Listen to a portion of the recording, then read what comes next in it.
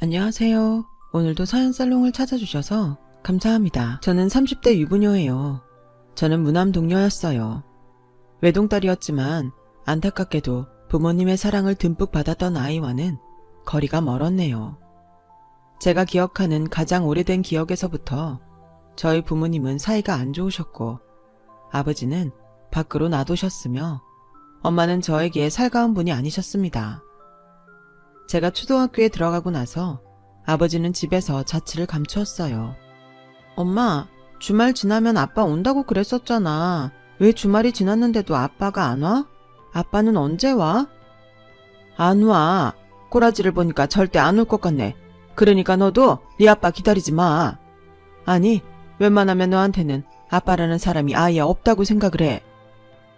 당시에는 엄마의 발언을 오롯이 이해하기가 힘들었고 저는 넋이 나간 채로 아버지를 찾았었죠. 그러나 그런 저를 엄마는 외면하셨어요. 저는 혼자 아빠의 행방에 대해서 궁금해하면서 가슴앓이를 하였고 그렇게 자라나다가 부모님의 이혼 소식을 알게 되었어요. 별거를 하셨다가 끝내 이혼을 하신 것이었죠.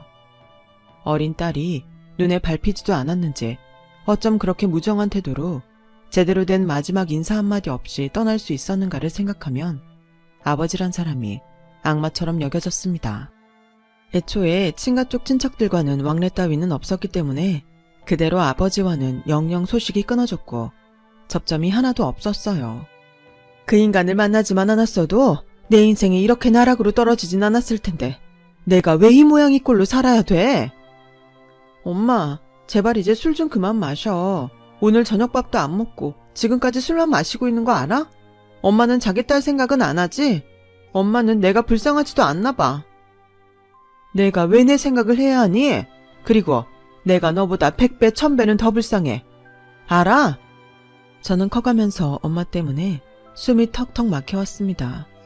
뭐든지 상황을 꼬아보고 금세 시리에 빠지고 술에 의존하려고 드는 엄마를 보면서 저도 점차 미쳐가는 것만 같았어요. 집구석에 돈이 있을 리는 만무하였습니다. 하도 돈을 빌려댔더니 외가 쪽 친척들한테는 결국 절연당했어요. 빌려준 돈을 안 받아도 되니까 앞으로 제발 연락 좀 하지 말아달라면서 하나같이 저희 모녀에게 그러더군요. 저는 지독한 가난 그리고 애정결핍 상태에서 학창시절을 지났습니다. 문제집을 사비로 사본 적도 없었고 매점은 한 달에 기껏해야 2번 정도 갈 수 있는 곳이었으며 비가 오지 않는다면 무조건 등하교를 걸어서 했어요. 버스비조차도 아까웠거든요. 입시학원 한번 다니지 않고 저는 수능시험 공부까지 해서 대학에 들어갔습니다. 알아주는 곳은 아니었어요. 다만 장학금이 나오길래 선택한 곳이었죠. 네가 무슨 능력이 있어서 대학생활을 하겠다는 건지 모르겠다. 대학 나오면 고졸보다 더 좋은 직장 다닐 수 있는 건 확실하니? 엄마는 그 얘기를 도대체 몇 번째 하는 거야? 아무리 그래도 고졸보다는 대졸이 나아. 내가 학기마다 장학금 타고 생활비는 아르바이트해서 충당하면 되니까 걱정하지 마. 그리고 내가 대학 졸업하고 취업하면 엄마도 이제 문화생활 누리면서 재밌게 살아야지. 얘가? 참나.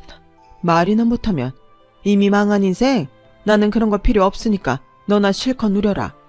너만 행복하게 잘 살아도 나는 여한이 없을 것 같으니까. 그날따라 엄마의 말투며 목소리가 이상했어요. 묘하단 기분을 느꼈지만 어리석었던 저는 그 직감을 모른 척 하였습니다. 제 대학 생활하기에도 바쁘다는 핑계였죠. 알고 보니까 엄마가 굉장히 아픈 병을 앓고 계셨더라고요. 엄마가 시한부라는 걸 알았던 순간부터 이미 제정신이 아니었던 저는 엄마의 저물어가는 생명을 실시간으로 지켜보면서 더욱 미쳐갔습니다. 엄마는 허망하게 세상을 떠났고 저는 외롭게 남겨졌죠. 장례식장에서 그냥 멍하게 있었던 것 같아요. 멋쩍은 표정들을 한 외가 쪽 친척 어른 몇 분만이 자리하고 계셨죠. 그리고 저에게 손을 내미는 사람은 아무도 없었습니다. 저는 완벽한 혼자였고 어떤 의무감으로 남은 학기를 다니고는 있었으나 머리며 가슴이 텅 비어 있었어요. 그냥 일상의 모든 게 지겹고 아무런 의미도 느껴지지 않더군요. 스스로는 결코 빠져나올 수 없는 우울의 구렁텅이에 빠져 있던 그런 저를 알아봐주고 손을 내밀어준 사람이 믿을 수 없게도 존재하더군요. 딱 그 한 명이 저를 구원해 주었어요. 바로 저의 남편입니다. 대외 활동을 하다가 건너 알게 되었던 사이인데 안지는 2년 정도 되었지만 아무런 관계의 발전도 없었거든요. 그런데 남편이 우연히 제가 얼마 전에 모친상을 당했다는 소식을 접하곤 저를 만나러 왔던 겁니다. 얘기 듣고 나니까 너무 신경이 쓰여서 미치겠더라. 네가 전에 분명히 외동이라고 했던 걸 들었던 것 같아서 형제 자매도 없이 모친상 치르려니 힘들었겠다. 아버님도 심정이 많이 어려우시겠네. 아니에요, 오빠. 사실 저는 아빠가 없거든요.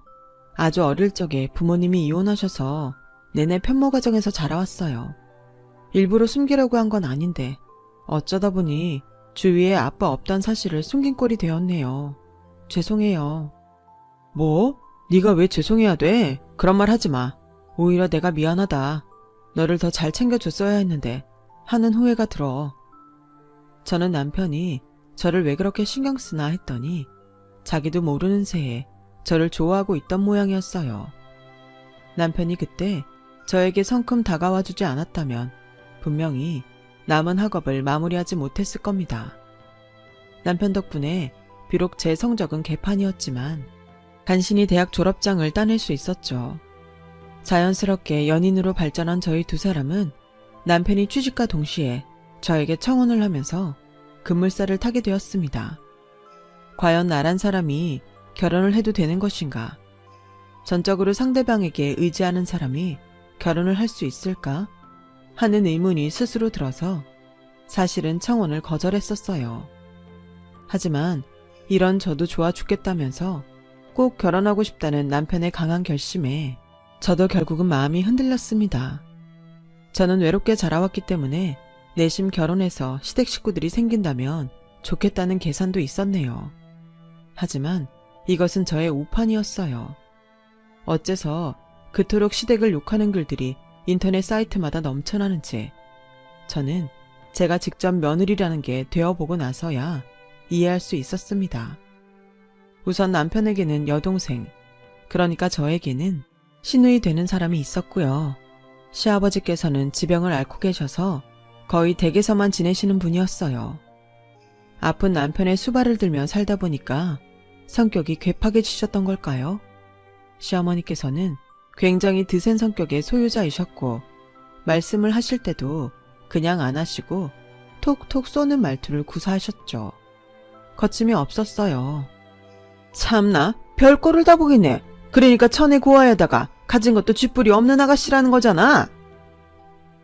엄마, 내가 그런 것들 미리 다 말씀드렸는데 지금 와서 왜 이러시는 거예요? 어디 좋은 직장을 잡은 것도 아니고 물려받은 재산이 있는 것도 아니고 그렇다고 외모가 탤런트 뺨치는 것도 아니고 얌전한 고양이 부뚜막에 제대로 올라간 꼴이네. 아우 기가 막혀라. 처음 인사를 드리러 간 자리에서 시어머니께서는 제 면전에 대고 툴툴거리셨고 저는 이만 꾹 다물고 있었죠. 시어머니의 언행에 깜짝 놀란 남편이 적극적으로 나서지 않았다면 저는 아마 첫 대면 자리에서부터 더한 폭격을 맞았을 거예요. 생각해보면 저같이 부족한 조건의 여자를 며느리로 받아주는 것이 시댁 입장에서는 달갑지 않았을 텐데 성정이 착한 남편만 보고 지레짐작으로 상상의 나래를 펼쳤던 제 자신이 민망하였고 부끄러웠습니다. 제가 환영받지 못하는 걸 몸소 느낄 수 있어서 어찌할 바를 몰랐어요. 시어머니께서는 저를 굉장히 마음에 안 들어 하셨지만 남편은 저랑 결혼하겠다는 고집을 꺾지 않았으니까요. 제가 그 가운데서 도대체 어떤 자세를 취해야 하는지 고민하고 있을 때였죠. 놀랍게도 시아버지께서 끼어드셔서는 엄청난 발언을 하셨어요. 하루라도 빨리 결혼해서 일찍 애를 낳는다면야 좋지. 당신 갑자기 무슨 소리를 하는 거예요? 그래서 우리 집안의 귀한 장남을 이런 식으로 결혼시키겠단 거냐고요? 안 될 거 뭐가 있어? 거 떠드는 소리들 계속 듣고 있기 귀 아프니까 그냥 후딱 정리하고 결혼시켜버려. 시아버지의 흔쾌한 허락에 시어머니는 뒤로 넘어가려 하셨습니다. 몸이 편찮으신 분이라 그런지 하루빨리 손주 보기를 원하신 것 같았어요. 그 타이밍을 놓치지 않은 남편이 옳았구나 싶어서 얼른 결혼을 진행시켰습니다. 저는 그렇게 남편과 결혼하게 되었고, 결혼식 과정에서 부모 없고 돈도 없는 애라면서 시어머니께 모진 구박을 받았으나 이 순간만 버티면 될 것 같아서 가만히 참았습니다. 앞으로 착하고 살가운 며느리가 되면 반드시 시댁 식구들의 인정을 받을 수 있을 거라는 기대를 하면서 말이에요. 그만큼 제가 가족 애정에 목이 말랐었나 봐요. 남편이 회사 말단 신입으로 굉장히 바쁜 시기를 보내고 있었기 때문에 저희 부부는 어쨌거나 시댁에 들어가서 사는 게 최선이라고 판단했어요. 시댁은 방 3개짜리 아파트였고요. 작은 TV가 놓여있는 안방에서는 시아버지께서 거의 하루 종일 칩거하고 계셨고, 저희 부부는 남편이 자취하기 전에 썼던 안방과 가장 먼 베란다 딸린 방을 쓰기로 하였습니다. 남은 방에는 저희 짐들을 일부 가져다 놓았고, 자취하는 시누이가 주말 같은 때에 오면 잠만 잘 수 있도록 해놨죠. 시아버지께서는 거의 활동을 안 하시니까 논외로 치고, 시어머니하고만 잘 지내면 앞으로 제 결혼 생활은 문제가 없을 것 같았어요. 바쁜 남편 대신에 제가 알아서 잘 처신할 계획이었습니다. 하지만 밝혔듯이 이건 저의 오판이었어요. 제가 시어머니와 결혼 직후에 가장 많이 나눴던 대화의 패턴은 이러했거든요. 어머니, 이번에는 뭐가 또 그렇게 마음에 안 드시는 건지. 뭐라고? 너는 나를 아주 불만 가득한 사람으로 만들고 싶은 모양이구나. 네? 아니에요. 죄송해요. 그냥 말을 하다 보니까 그렇게 나왔어요. 네 존재 자체가 마음에 안 들어. 그게 문제야. 고아인 것도 내가 다 창피해 죽겠는데 돈까지 없는 가난뱅이인 건 너 스스로도 문제라고 생각 안 하니? 내 아들 등골 빼먹으면서 너는 미안하지도 않아? 양심의 가책이라는 걸 느끼기는 하니? 생각할수록 분통이 터져. 너 취업한다는 건 어떻게 됐어? 다음 주에 면접 보러 다닐 것 같아요. 합격하면 바로 직장 다닐게요. 그럼 바로 다녀야지. 합격하고도 바로 안 다니려고 했니? 이런 영양가 하나 없고 분노와 멸시만 가득한 대화가 시어머니와 하는 소통의 전부였습니다.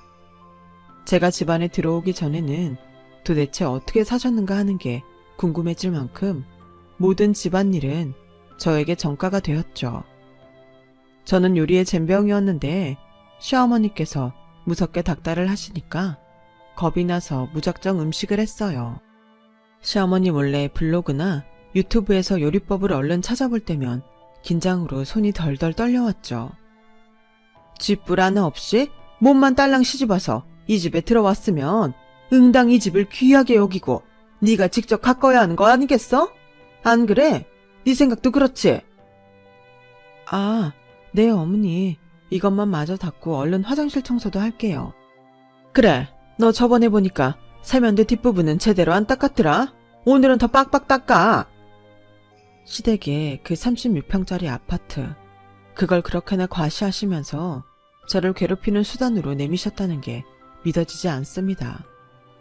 저는 아파트라고 하면 평생에 살아봤던 게 13평인가? 그 정도 크기였던 주공아파트가 전부였거든요. 이 사실을 아신 시어머니께서는 저를 크게 비웃으면서 제가 풍족한 시댁을 얻지 못했다면 이런 집에 살아보지도 못하고 죽었을 거라고 하셨어요. 그러다가 하루는 제가 눈앞이 핑 돌아서 쓰러졌었어요. 평소에 빈혈도 없었는데 왜 어지러웠을까를 생각하다가 문득 한 가지 가능성을 떠올려냈어요. 그래서 검사를 해봤더니 임신이었죠. 그것도 날짜를 보니까 무려 결혼식을 올리기 전에 임신이 되었던 것이더라고요. 제가 워낙 스트레스를 받거나 하면 생리를 건너뛸 때도 있었고 배가 나오지를 않아서 임신인 거를 몰랐던 거예요. 알고 보니까 뱃속의 아기한테도 괜히 미안한 마음이 들었고 거의 매일같이 야근을 하면서 피곤에 찌든 남편이 임신 소식에는 해맑게 웃으면서 기뻐하는 모습을 보자 착잡한 기분도 들었습니다. 시아버지께서는 무척 좋아하셨어요. 어쨌거나 죽기 전에 손주는 보고 가겠다는 식으로 농담을 하시면서 엄청 좋아하셨는데 시어머니는 상당히 떨떠름해 하셨죠. 그러더니 신우이랑 그렇게나 통화를 자주 해대셨죠. 임신 핑계로 취업 미루려는 것 좀 봐.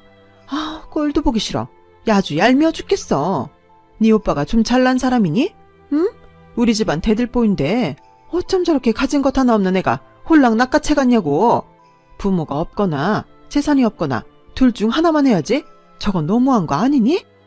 신우이랑 통화하는 소리 작은 방에 들어가서 문을 닫고 말씀을 하셔도 다 들렸습니다. 목소리를 그렇게 크게 하시는데 안 들릴 리가 없었죠. 진짜 서러워서 눈물이 줄줄 흐르더라고요. 남편한테 못 모르고 한번 하소연을 했다가 남편이랑 시어머니랑 싸웠던 이후로는 제가 더욱 시댁에서 가시방석이 되었기 때문에 그때 말고는 남편에게 저희 힘든 것을 말하지 않았습니다. 시어머니 말 맞다나 남편은 사회생활 하느라 힘든 몸이고 저는 쥐뿔 하나 하는 것도 없는 주제에 힘들다 어쩐다 이렇게 투정 부리면 안 될 것 같았거든요. 마음고생을 해서 그런지 저는 임신 사실을 알고 나서부터 몸 상태가 안 좋았고 체력이 바닥을 쳤어요. 시어머니는 이런 저를 무척 싫어하셨죠. 쟤 진짜 웃기는 애네. 밖에 나가서 동네 한 바퀴씩 달리고 그래 봐봐. 체력이 안 생기고 버티나? 저게 다 의지박약에다가 게을러 터져서 저런 거지. 혼잣말로 툴툴거리시는데 저한테 다 들렸죠. 저 들으라고 그러시는 게 분명했으니까요. 와, 정말 이대로는 못 살겠다 싶었던 그 타이밍에 저한테 연락을 한 사람이 있었어요. 모르는 번호였는데 무심코 받아봤다가 기절할 듯이 놀랐습니다. 잘 지내고 있었냐? 아빠다. 내 소식이 궁금해서 어떻게든 연락처를 알아내 봤다. 이제 와서 저한테 연락을 하신다고요? 그 오랜 세월 연락 한 통 없으시다가? 네 엄마가 그렇게 떠났다는 걸 알았을 때 그때 이미 너의 연락처를 받아서 알고 있었지만 내가 망설이느라 또 시간을 허비해버렸어. 이제는 더 그러고 싶지가 않구나. 나를 이해해달라고도 용서해달라고도 안 한다. 다만 한번 나를 만나주면 안 되겠냐? 너무 갑작스러웠지만 아버지의 얼굴이라고는 기억 속에서 너무 흐릿했기에 사진으로 만나보는 것이 전부였지만 그럼에도 불구하고 그 떨리는 음성을 듣는 순간 제 안에서 뜨거운 것이 올라왔습니다. 저는 바로 답변을 드리지 못했어요. 먼저 세상을 떠나버린 엄마 생각이 났거든요. 아버지만 아니었다면 엄마가 그 고생을 하다가 병을 얻어 돌아가시지는 않았을 거라는 생각이 자꾸만 저를 잡았습니다. 아버지를 만나고 싶다는 본능적인 욕구와 이제 와서 그럴 것 없다는 이성적인 판단이 저를 고르게 괴롭혀댔죠. 그런 고민 때문인지 저는 입맛도 잃고 더욱 수척해져 갔는데 그런 저를 보며 시어머니께서는 되려 짜증을 내시더군요. 저는 왜 또 저러시나 싶어서 무시하려고 하였지만 시어머니께서는 보통 약이 오르신 상태가 아니었지요. 너 요즘에 일부러 그러는 거지? 내가 너한테 나가서 돈 벌어오라고 그럴까봐 지금 그 소리도 못하게 하려고 요즘에 자꾸만 쇼를 해대는 거잖아. 맞지? 네? 아니에요 어머니. 제가 무슨 그냥 컨디션이 안 좋아서 그런 거예요. 컨디션이 안 좋을 일이 뭐가 있다고 너는 유난을 떨어. 내 아들한테 동정심 얻어내려고 수쓰는 걸 내가 못 알아볼 줄 알고? 나를 속이려면 10년은 멀었어. 진짜 시어머니랑 있으면 차라리 벽에다 대고 말을 하는 게 낫다는 표현이 왜 나왔는지를 이해할 수 있었습니다. 뱃속에서 커가는 아이를 위해서라도 저는 분가를 해야겠다 싶었고 이런 뉘앙스를 슬쩍 흘렸다가 시어머니와 또 설전이 일어났죠. 네가 돈이 어디 있어서 집을 얻어서 나간다마 하느니 하는 생각을 하고 있는 거야. 그거 전부 다 내 아들 돈 아니니? 어머니 아들이기도 하지만 제 남편이기도 해요. 그리고 가진 돈만으로는 택도 없어요. 어차피 대출 받아야 하는걸요. 그래서 그 대출도 쥐뿔 가진 것 하나 없는 네가 아니라 내 아들이 받는 거잖아. 그러면 안 되나요? 부부인데 남편이 받은 대출로 아내가 함께 살면 안 되냐고요. 엄마야, 싸가지 없게 눈 부라리는 것 좀 봐. 부모 없고 돈도 없어서 도끼만 남은 애들. 내가 너 같은 부류들 잘 알지. 내가 이래서 너를 반대했던 것인데. 웬만큼 잘 참아왔었는데 그 순간에는 짜증이 폭발해서 몸이 막 떨려왔습니다. 그 모욕감을 견뎌낼 수가 없어서 저는 눈에 눈물이 그렁그렁 고인 채로 시어머니께 그간 서운했던 것들을 막 따지고 말았어요. 제가 덜덜 하면서도 할 말을 다 해대니까 시어머니께서는 어이없던 표정으로 입만 멍하게 벌리고 계셨죠. 그 후로는 냉전 상태였어요. 아무리 그래도 어른인데 제가 너무 막말을 하고 만 것은 아닌가 싶어서 솔직히 후회도 좀 되었습니다. 그냥 더 참을 걸 그랬나 싶었죠. 하지만 그것 또한 저의 오판이었던 것 같아요. 시어머니께서는 겨우 그걸로 충격받으실 분이 아니었거든요. 금요일에 시골집으로 김장하러 갈 거니까 그런 줄 알아라. 저도 같이 가는 건가요? 네가 같이 안 가면 내가 지금 이 얘기를 왜 너한테 하겠니? 아이고, 내가 진짜 너 때문에 답답해서 환장하고 돌아버리겠다. 언제까지 이렇게 맹추를 살려고? 아니 그게 아니라요 어머니. 제가 이 추운 날씨에 그 시골집으로 가서 김장을 하기에는 몸 상태가 좋지 않아서요. 슬슬 배도 무거워져서 도저히. 그거 하루 일한다고 무슨 사다리라도 날까봐 그러니? 하여간 유난이야. 너 내 사촌 2명 알지? 결혼식장에서도 보고 명절날에도 한번 봤었잖아. 시골집에 김장하러 같이 가기로 했으니까 그런 줄 알아. 이럴 수가. 시어머니의 말씀을 듣는 순간 눈앞이 아찔해졌습니다. 시어머니께서 말씀하신 사촌 2명이란 제가 시댁 집안 식구들 다 통틀어서 가장 싫어하는 인물들이었거든요. 한 분은 저를 보자마자 취집 능력 한번 탁월하다며 제가 배경 하나 없는데 시집이나 가서 편하게 살려야 한다는 식으로 비꼬셨던 분이었고, 다른 한 분은 제가 빵을 좋아한다는 말을 하자 옛날에 태어났으면 장발장이 됐을 것 같다며 황당한 발언을 하셨던 분입니다.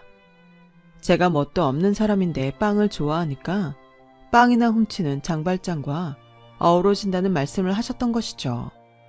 그런 분들하고 한 차를 타고 1시간이 넘는 거리에 있는 시골집에 가서 김장을 담글 생각을 하니까 진짜 과장 안 보태고 등줄기에 식은땀이 흐르더군요. 공포스러운 금요일을 앞두었던 그 시점에 저는 다시 연락을 받게 되었습니다. 번호 차단을 해놓을까 하다가 차마 그러지는 못했던 아버지였죠. 고민하다가 전화를 받은 저는 모난 마음에 모진 소리를 내뱉었습니다. 궁금해서 전화해봤다. 그래, 잘 지내냐? 별일은 없고? 제가 잘 안 지내면 어쩔 건데요. 별일이 있으면 어쩔 거냐고요. 날카롭게 받아치고 말았는데 잠시 침묵을 지키신 아버지가 이윽고 꺼낸 한마디에 저는 무너져 내리고 말았습니다. 그럼 내가 도와줘야지. 어떤 어려움이든 내가 해결해줘야지. 그 도와준다는 말을 듣자마자 저는 완전히 무너져서 엉엉 울고 말았어요. 아파트 단지를 올라가던 중이었는데 그냥 그 자리에 주저앉아서 지나가던 이웃 주민들이 보든 말든 숨 넘어가게 울었습니다. 아버지께서는 그저 제가 다 울 때까지, 울음소리가 잦아들 때까지 저를 기다려주셨어요. 그것만으로도 큰 도움이 돼서 저는 후련하게 다 운 다음에 아버지께 부탁을 드렸죠. 그것은 제 딴에는 엄청난 용기를 수반하는 행위였어요. 이윽고 김장하기로 한 당일 아침 대바람부터 시어머니의 사촌 2분이 시댁으로 방문을 하였습니다.